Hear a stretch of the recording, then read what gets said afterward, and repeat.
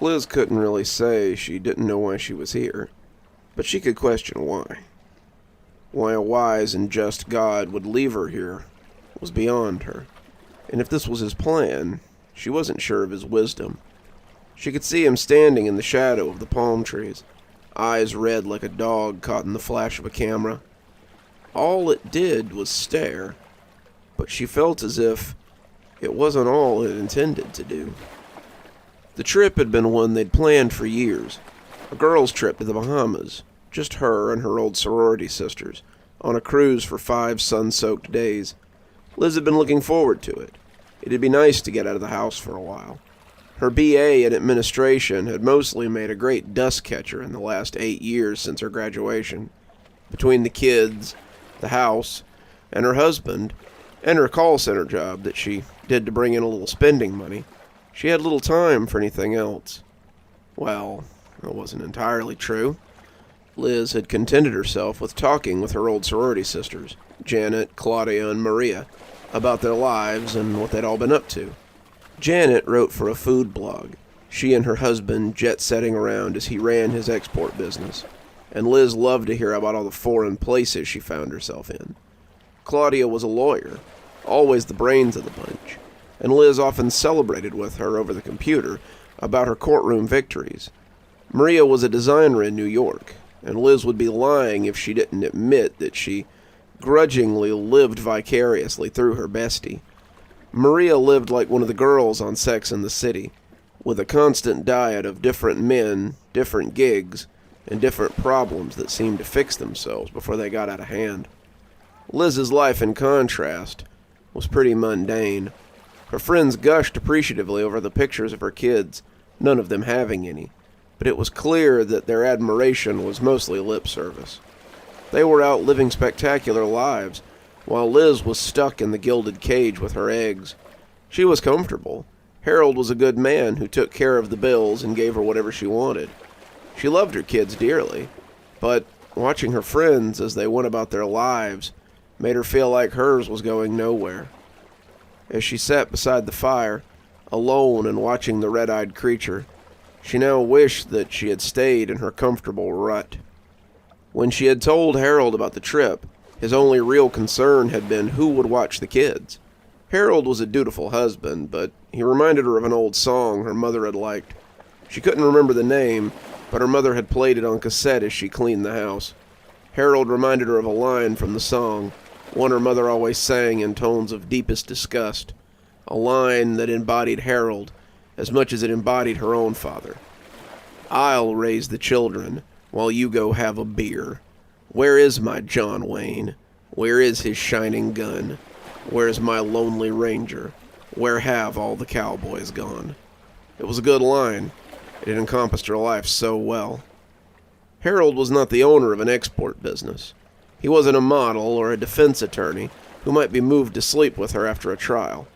Harold was an assistant manager in a company that made oil drilling equipment. He was nice enough. He was stable. But his interest in her had clearly waned. It had happened sometime after their second child. She saw his eyes began to wonder, and if he wasn't already having an affair, that his impending midlife crisis would surely drive him into one. She had assured him that her sister would watch the kids while he was at work, but that he might have to miss his after-work bar trips this week. "I'm sure she'll watch them on Saturday, though, so you can meet your associates at the links for your golf game." In retrospect, she thought he might have been a little too glad to hear how her sister, 19 and home from college, would be coming to sit with the kids. But that might just be in her head. The news that he could still golf on the weekends had softened his mood a bit. He even slipped her a few extra hundreds so she could fly to Orlando instead of driving. The idea that she might be stuck in traffic and miss her cruise was comforting now. But as she thought about the reunion with her friends, it brought a smile to her cracked lips. They had all met at the airport. First Liz and Maria, with Janet and Claudia flying in an hour later. The four had gone to dinner, drinking and talking about what they'd been doing, and finally boarded the boat at nightfall. They'd had a grand send-off with fireworks and champagne, and the four of them had talked excitedly about what they would do once they arrived in the Bahamas. "Hope your husbands gave you a day pass, ladies," Maria joked with Janet and Liz, "'cause you never know who you might meet on this trip." As Liz stared at the man-shaped thing, its unblinking eyes focused on her like twin beams. She wasn't sure that this was the someone that Maria had meant. It had all been smooth sailing until the second night. The four of them had drank at the bar, dined in the main hall, watched a few of the floor shows, and gone to bed thoroughly pleased. Maria had come in a little later, after leaving with a fella from the bar, and Liz wondered if she might pick up a fling of her own. She had turned red at the thought. Did she dare do such a thing? She didn't think she could, but who knew what a trip might bring? The second day had been spent around the pool. Liz was a little more self-conscious than the other three. She'd never quite gotten her figure back after her second child, but that didn't stop the eyes from finding her. They soaked up the sun, pretending to ignore the ogling eyes of those who looked, and Liz felt desired in a way that she hadn't since college. Harold did his duty at least once a week, but she'd come to suspect that that was out of habit. The men who looked at her and her friends seemed willing to do far more than their duty, and the thought made her smile as she watched them from behind her sunglasses. They had dressed in their best that night, their reservations at the captain's table being semi-formal, and Liz thought she might find herself in someone else's bed besides her own later. She was feeling confident in a way that she hadn't since she had met Harold, and as they laughed over drinks and appetizers, she wished the night would never end. When the ship stopped suddenly, groaning as if it had hit something, and lurching like a wild animal, she hoped she was asleep in her bunk still, her afternoon nap still ongoing. Now she knew better. As she felt her eyes getting heavy and heard the strange singing that had marked every evening after the first, she knew that the nightmare never ended. They started to evacuate soon after the sudden stop. The ship had run up against something, and it had shredded the side. Liz and her friends were shoved into a lifeboat with about a dozen others. They bobbed out into the night as the boat rode low in the water, its guts filling with the balmy island sea. Liz reflected that at least there had been enough boats for everyone, as the crewmen rowed them towards a collection of islands nearby. As Liz sat beside her friends, the adrenaline starting to ebb and the ocean rocking her amidst the warm bodies, she felt herself starting to drift off. You'd have said that such a thing was impossible, but she could hear others yawning and one particularly loud snorer behind her.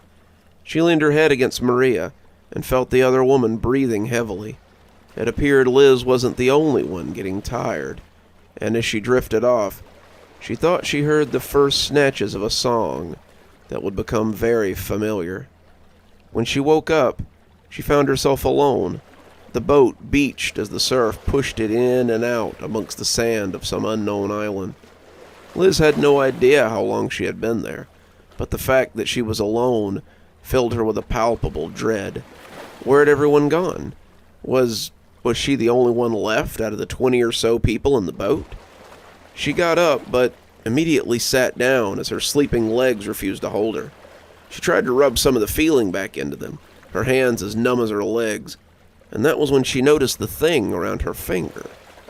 It was a ring, woven from coconut fibers, and she couldn't remember seeing anything like it before. Where had it come from, and who had put it on her? It was tight on her finger, but Liz couldn't call it uncomfortable. It sat flush against her skin, and as she lifted it up to take a better look, she saw the creature for the first time. The island swam with fog, the trees and sand leading her to believe that it must be tropical. She had seen him in the mist, leaning against a palm tree as he stared at her. The two locked eyes, and she felt her skin crawl as he stared silently. It was as if they were the only two in existence, and the longer it went on, the less human he began to look. His arms became less human as they thickened and waxed and waned.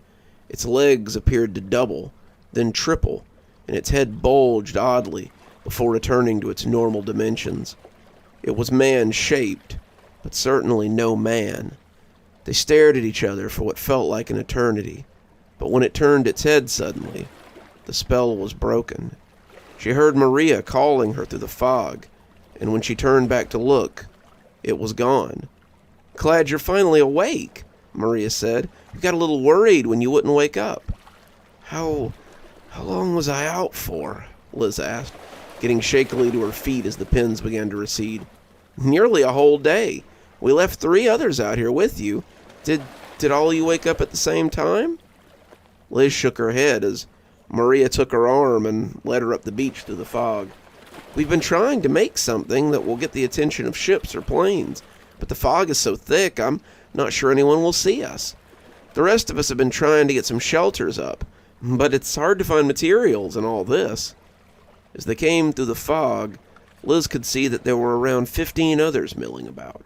Men, women, even a couple of kids went about their tasks without much enthusiasm. They looked at Liz disinterestedly as she and Maria approached, and Liz saw Janet and Claudia as they turned rocks into words so a plane might see them. They both waved as they walked over to them. The rest of the day was spent raising lean-tos and setting up fire pits. She met some of the others, her fellow castaways, and they seemed to have quite a mixed bag. There was Ben and his sister Catherine, Angela and her daughter Celeste, Margot, Roger, his boyfriend Francis, Tracy, who carried around a typewriter case with a manuscript inside, Gail, Kathy, and her son Gregory.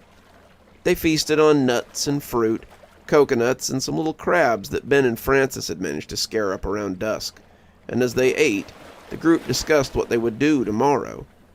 "It might be nice to take stock of the island," Ben said. "Find out if there are any others here." "A source of fresh water might be good too," Maria put in, and Liz couldn't help but notice that she kept looking shyly at the older man as he agreed. Liz tried to keep up, but it was hard to focus on planning. It was hard to focus on anything with the pair of red eyes that stared at her from the nearby palm tree. No one else seemed to have noticed it, and the longer it stared, the more she realized that it was staring only at her. Whatever the creature was, it seemed to have eyes only for Liz, though the attention was far from flattering. Her finger itched, and Liz realized that it was the first time she had thought about the ring in a while. She wondered if it had been given to her while she slept. Why not just take her too, if it had gotten that close? As the others began to get comfortable, Liz watched the creature in the fog as it stood its lonely vigil, which was why she was still awake when the singing began. Liz didn't know where it came from or whether it had anything to do with the mysterious voyeur, but she blinked a little too long and found the red eyes had gone when she was awake. She sat blinking, the sounds of snoring vibrating around her. The night was suddenly split by a heavy baritone. It rolled across the sleeping people, hitting Liz like the warm steam off a cup of tea. As she watched, a few of her fellow survivors staggered up, getting to their feet and walking towards the jungle. They moved like sleepwalkers, their legs taking them shakily into the fog. In the dark, Liz wasn't certain who it had been, but in the morning, there were 2 less than there had been the day before. She hadn't slept that night, but as the sun came up and turned the fog into a blanket of diamonds, she pretended to.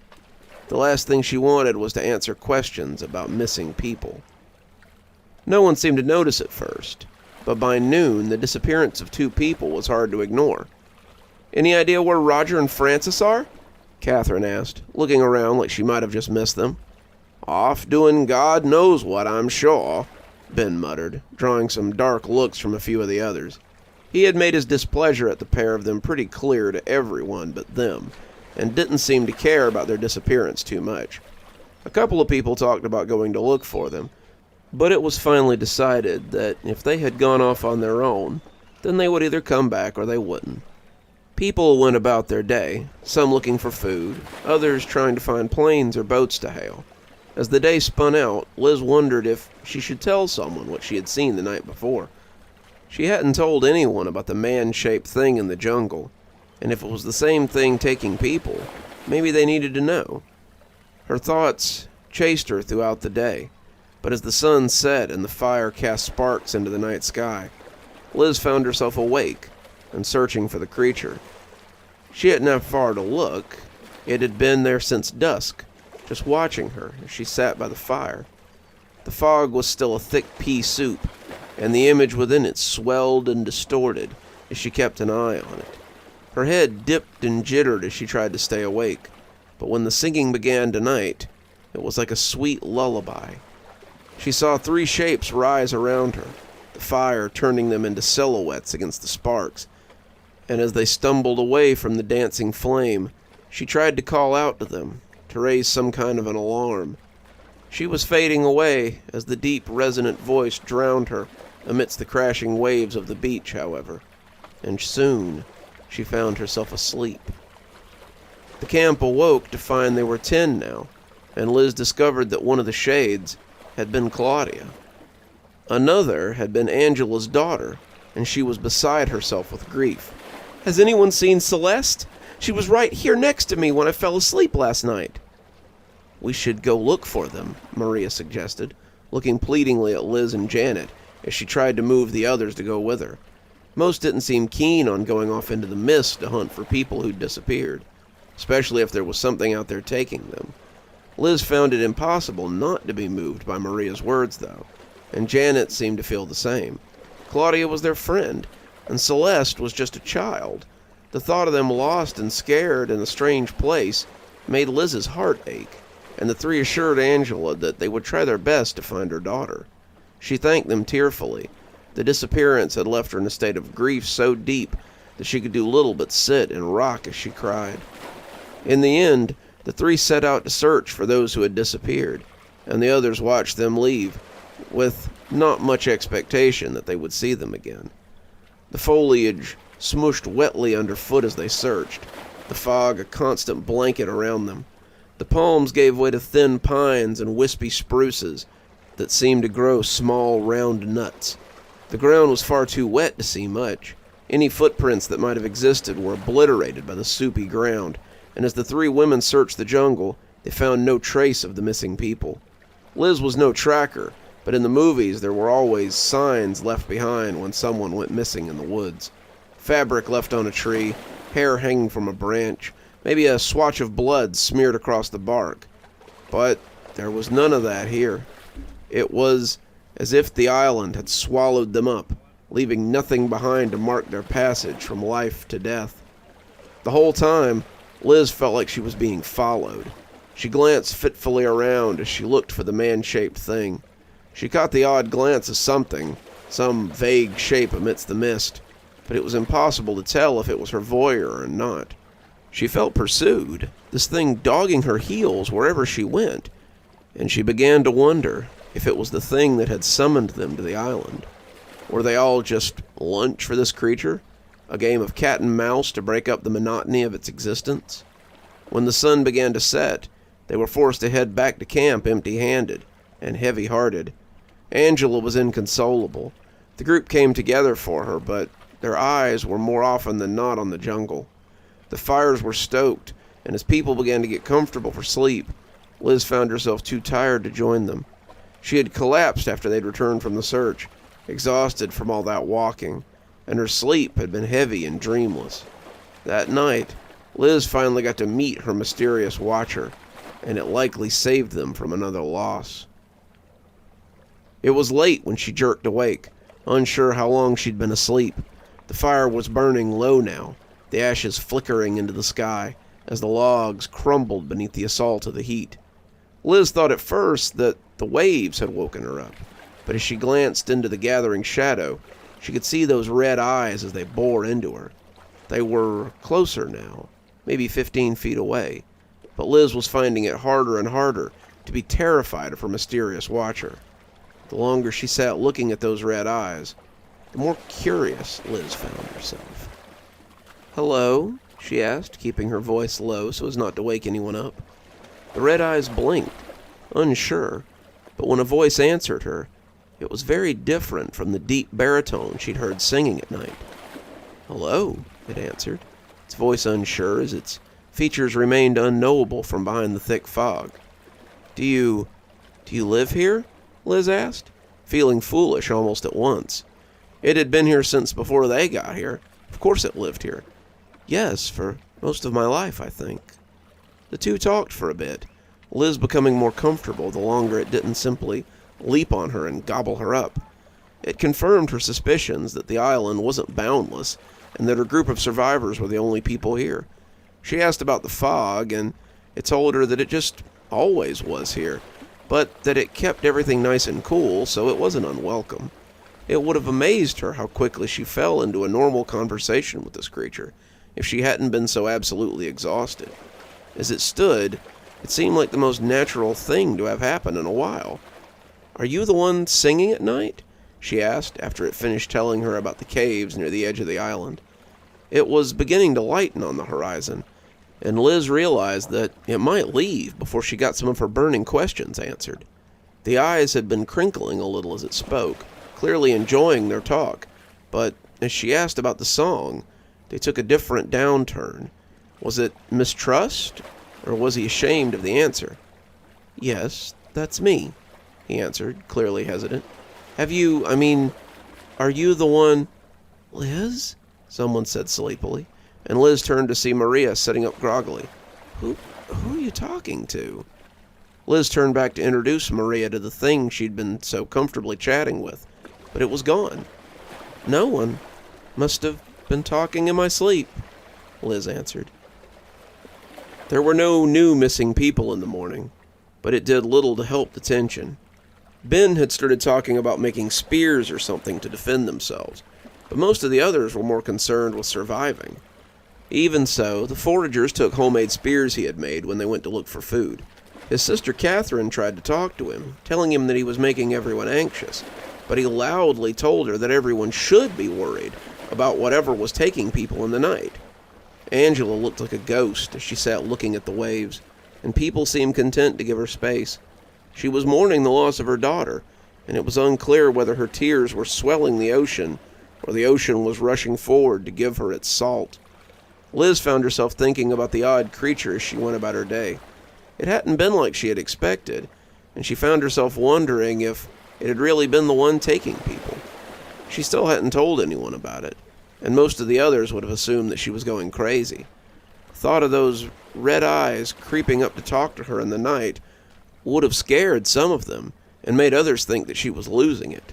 Worse yet, she suspected that Ben would stay up and try to fight it if she told him, so she kept her mysterious new friend to herself. For the next week, she would stay up after the fire burned low and meet with it. She didn't hear the singing on those nights, and the red eyes seemed more than happy to come back night after night so they could learn more about her. Whatever it was, it seemed very interested in Liz and the life she had lived on the mainland. They talked about boats and cars and television, the food she used to eat, the people she'd known, her family, anything else the creature could think of. Liz would find herself watching him as his body did strange things, thickening and shriveling, multiplying and dividing, and the longer she watched it, the less afraid she became. The longer they talked, the less substantial it seemed to become, and that worried her. Liz found that she was afraid of losing it, the thing that made her feel almost normal. The mist seemed to clutch at it, making its features even less recognizable, and it added a level of unreality to it. It made it seem as if it were fading away. "Can I tell you a secret?" it said suddenly, leaning in close one night and causing Liz to blink as the fog pattered against her face. "Sure," she said, glad for a break in conversation. Liz had been worried that she might run out of things to talk about, and then it would go away. She'd forgotten to be afraid of it, and was glad for the company and the attention this thing showed her after everyone else had gone to sleep.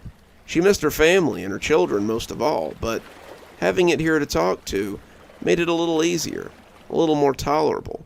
"When you first noticed me, I had come to watch you." "Me?" Liz asked, surprised. "Why me?" "I noticed you when your boat came. You were just sitting there, sleeping, and I couldn't take my eyes off you. That's why I gave you the ring." Liz had been struggling with the conflicting nature of being both uncomfortable at the idea of this thing watching her and strangely flattered by its attention. When was the last time anyone had paid that sort of attention to her? Certainly not at home. Certainly not since she left college and started her descent into wedded bliss. She jumped a little when he mentioned the ring, having almost forgotten about it until right then. Sometimes she would go all day without thinking about it, and then it would suddenly catch on something, or the scratchy fibers would peel at her skin like steel wool, and she would remember that it was there. "You gave me the ring?" she asked, watching its head wobble oddly. "I did," and though it sounded like it wanted to say more, it was unsure how to proceed. "I don't know what to say," Liz said, knowing exactly what she wanted to say, but unsure if she could ask. The two sat in silence for a few minutes, just listening to the waves break on the beach as they stared at each other. "Why don't you ever sing anymore?" Liz asked suddenly, causing the eyes to back up a little bit. They backed further away, getting closer to the tree line, but still unable to look away from Liz. Why don't you sing anymore?" she asked again, and this time it sounded like an accusation. He was almost 30 feet away, but Liz still heard him when he whispered the secret he'd longed to keep hidden.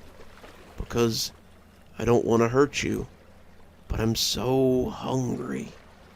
As the sun came up, dispelling some of the fog, Liz was left with nothing but her confusion of mismatched feelings. Whatever he was, he managed to hold out for another 3 days. Liz didn't see him again until the third night, and that was when she heard the singing. Liz had thrown herself into any task she could find, trying to take her mind off of him. She wasn't exactly sure when he had gone from it to a him, but the transition made her wary. She'd been working to leave the island, wanting to return to the life she'd known, but now her tasks seemed so pointless. Maria had started lighting fires along the coast in an attempt to get the attention of a passing ship. Janet wanted to make a map of the island, something they could use to explore deeper for supplies. Ben wanted to find better shelter in case the weather changed. Gail wanted to try to find out if they could see the shipwreck at some point on the island, so they could get their bearings. Tracy just wanted to sit and work on her manuscript, and the others seemed content to just exist here until it was all over. It all seemed very trivial to Liz. Despite this, she threw herself into anything that came her way, whether it was scouring the island for resources, looking for somewhere to move the group, or just feeding fuel to the multiple signal fires. All the while, she could feel the eyes of her admirer as they followed her. She never saw him lurking in the mist, but she could sense his presence. He kept his distance, watching her from afar, and Liz was worried that she had offended him. She had suspected that he was the one luring people away, but she hadn't really understood the implication until he'd spelled them out for her. They would never find their fellow survivors, no matter how much they searched, and it was strange to feel so attached to someone who saw you as food. Angela had disappeared on the second day, but Liz doubted that her new friend had anything to do with it. Angela had done little else but weep for 2 days, the sea drinking her tears greedily. She wouldn't eat or drink, wouldn't come to camp no matter what the time, and when they woke up to find her stretch of beach had gone empty, Liz assumed that she had just wandered out into the sea. It might have been the kindest thing for her, but Ben had other ideas. With only 9 of them, Ben and Gail were now carrying clubs and accompanied anyone who left the camp to forage. They had appointed themselves as de facto guardians of the camp, and Ben seemed to have decided that he was their leader. He and Catherine argued often, but his patience for her seemed to be running thin. Kathy and Gregory had taken to sleeping close to Liz and her friends, and Kathy kept a protective arm around her son at all times. Tracy slept with her arms around her typewriter case, holding it like someone might a stuffed animal, but even she had moved closer to the group for protection. When Catherine came to join them on the third night, they all slept in a shallow pile, like rabbits in a warren. Ben and Gail sat around the fire, blinking owlishly as they kept watch. But to Liz, it began to feel more like a prison camp than a group of survivors. Liz woke up on the third night to the sound of singing. She found herself looking for those piercing red eyes amongst the fog, and found his shadowy body not too far away. Dark forms imposed themselves across her vision, and she watched them lumber into the trees before realizing what had actually woken her. It was only Ben by the fire now, Gail having left to go with her mysterious admirer, but now only Tracy's battered typewriter case was left to mark that she had existed at all. Some of the others were beginning to squirm, but instead of lingering, the music began to fade almost at once. making a couple of them jerk quietly as they sat down. One of them had been Janet, all three of the women sleeping close enough to each other for some semblance of protection, and as Liz settled back in, she found herself feeling torn about the absence of her mysterious new friend. Ben was upset the next day, enraged by the loss of Gale, and the others stuck close to camp that day. A light rain had blown in, and they seemed content to fix the boat tarp they had taken off the lifeboat to keep the worst of the rain off the fire. They huddled underneath it, shivering as the storm pattered around them. Ben stayed up late, his sleep utterly forgotten, but Liz's visitor didn't come back that night. She supposed he was full after eating so well the night before, but Liz still found her own sleep difficult. She was exhausted, unsure how much longer she could do this, and as she drifted off, she wondered who would be missing in the morning. When Janet's hand slid out of hers, Liz sat up in time to watch her walk out into the rain. The singing was getting farther away already, and when she looked at Ben, she found that he was snoring in the sand after tumbling off the log he'd been sitting on. Liz went after her friend before she could think better of it, and the rain was cold on her face as she moved out into the darkness. It didn't seem to affect Janet at all, and as Liz pulled at her to get her attention, it was like pulling on a stone. She strained at her, looping her legs around her as she tried to trip her up, but Janet's eyes were set as she made her way into the woods. Janet pulled her into the jungle, the two still struggling, and Liz could see those red eyes burning into the depths of her from the woods. "Stop it!" she yelled, tears mingling with the rain and sliding down her face. "Don't take her! She's my friend!"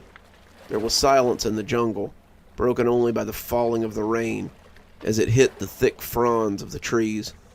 It was almost too loud for her to hear when he spoke, but it was just loud enough to reach her as he slipped into the wet blackness of the surrounding jungle.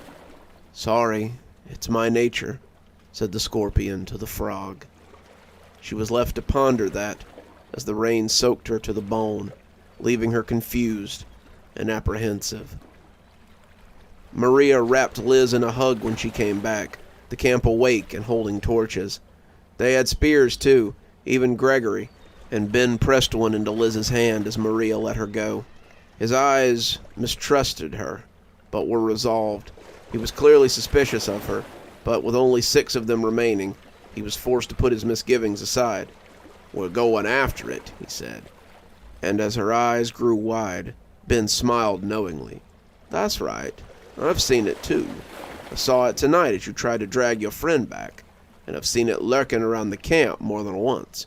I'm still not sure it's the thing that's taken people, but at this point, I don't much care. We're gonna find it, and we're gonna kill it before it kills us."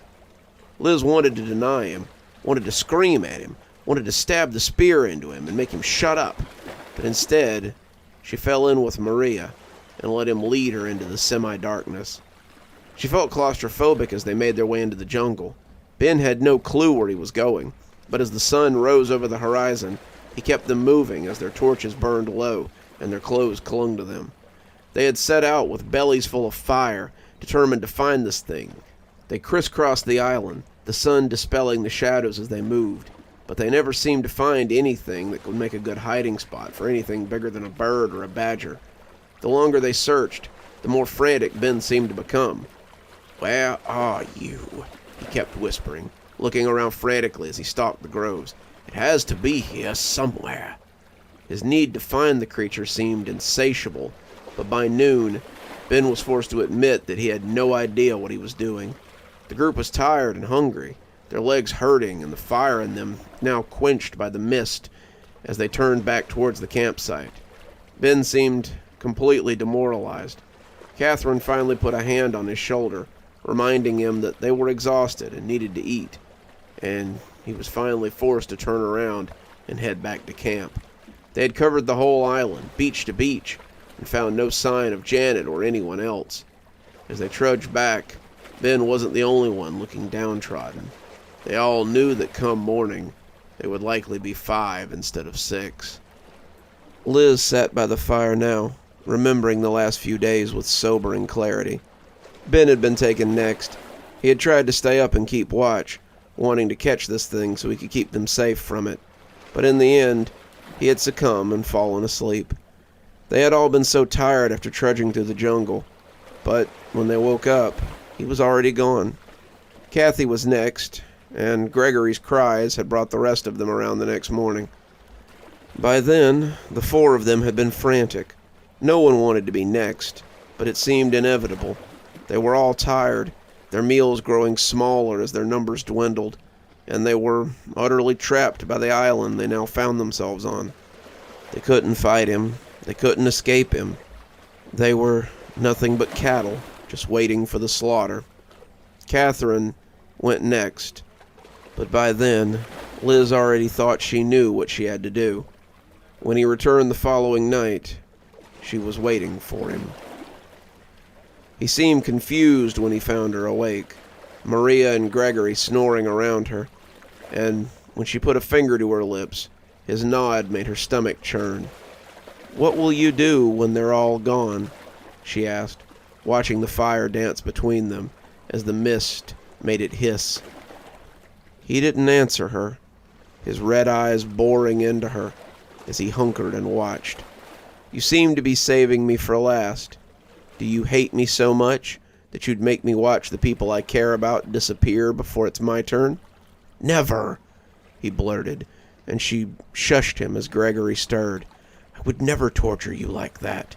It's only that I can't bring myself to hurt you. I need to eat to survive, but I hate that it must come at the expense of you." They pondered this for a moment, the fire hissing and spitting like an angry cat. "What if I went with you now? Would you let these two go and take me?" He was silent, but his nod was all the answer she needed. "Lift the mist and let them go, and I'll go with you." He seemed startled. I can't promise your safety. It's hard for me to control my hunger, as you've seen. I'm not sure I could forgive myself if I hurt you.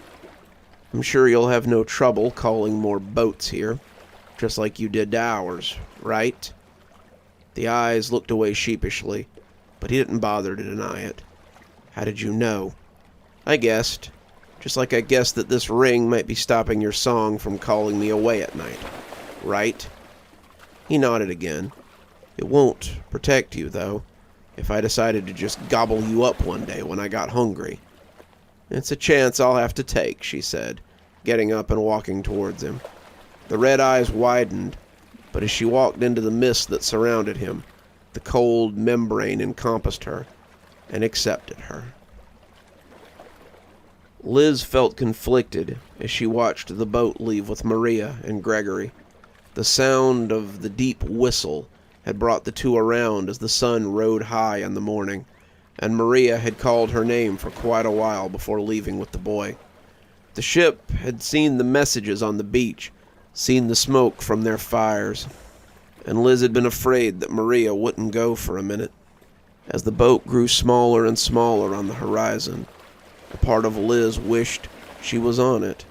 Another part had already accepted that this was her new home, as certain as she was that she belonged with the man whose strange hand now clutched at hers.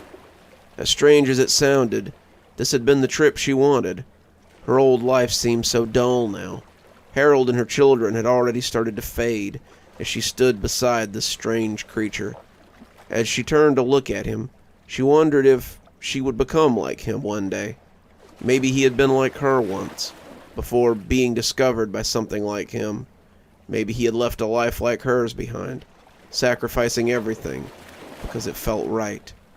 Regardless, this was her home now, and as she turned to look at him, she felt complete in a way that she had never felt before. "You're still here. I thought you might be. Thanks for joining me for tonight's story. If your insatiable appetite for horror knows no bounds, might I suggest one of our playlists, or one of our previous stories in the archive? There should be one appearing at the end of the story any minute now. And of course, if you're not subscribed, why not go ahead and hit that subscribe button? Maybe hit that notification bell so you don't miss any of the spooky things that we do here. If you prefer your horror a little more analog, you can always pick up one of my books. There's a link below to my latest, and it'll take you to all the great things that I've posted on Amazon. For my book lovers in the audience, I always suggest coming on down to Patreon so you can become part of my ghostly reader tier and get a book anytime I write one, which is usually about twice a year. Speaking of my patrons, let's go ahead and thank them, shall we? Thanks to Unicorn Hollow for being our spooky ghost contributor. Thanks to Janet and Lady Vengeance for being our spooky skeleton tier contributors. Thanks to Hi Stacy, Winter, Xaronan, Emily Coltsfoot, Stephanie Carrington, Marianne Schuler, Tyler Parker, and Jennifer Damron for being our ghostly reader tier contributors. Thanks, everyone. We just couldn't do the show without you. If you think you might like to support the show in a more monetary fashion, come on down to Patreon. I have many tiers. I'm sure you'll find one that suits you best. I always recommend the ghostly reader tier since you get a signed book anytime I write one on your doorstep. But I have many tiers, and again, I'm sure you'll find one to suit you. And as always, thanks for stopping by. Dr. Plague, signing off.